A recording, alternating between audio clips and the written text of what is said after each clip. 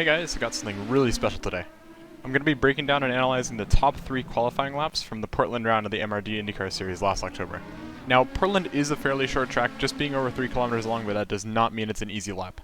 IndyCar can comfortably run under 1 minute lap times here in quali trim. What I'm going to show you looks a lot more like oval qualifying times and not a road course. Take a look at that gap. That is 0.03 seconds between the top 3. 0.03 of a second could be the difference of upshifting slightly earlier or even just missing the apex by a millimeter.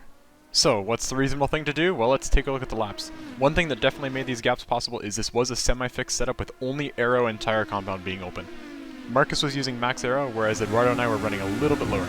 Okay, coming up to the line, you can see Eduardo and I have 2 kilometers faster on Marcus, but otherwise fairly equal.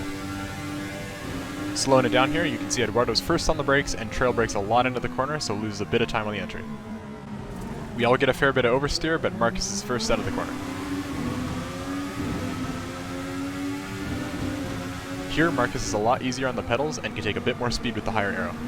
You can also see Marcus setting up for the next corner, whereas Eduardo and I are riding the curb. Just pausing it here, you can see how much farther Marcus is in front of us. Through this twisty first sector, the higher aero definitely benefited him.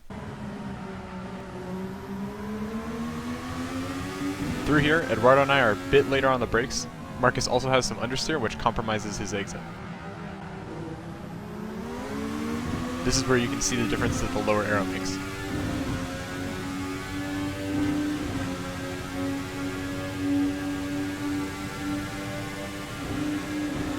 We all turn in about the same time, but I downshift to 4th and it loses me a lot of mid-corner speed.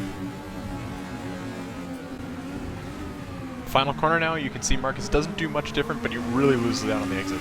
Eduardo got an amazing exit out of the corner, and that compounds with the lower aero. Coming to the line, it's unbelievable how close we are. Slow-mo here, you can see barely just getting across the line in front of each other. Well, there you go. A lot of difference for not a lot of time at the finish. Huge shout out to Eduardo and Marcus for helping me out with this project. It was not an easy one. As I said earlier, this is hosted by MRD, and if you'd like to join, all the info is in the description.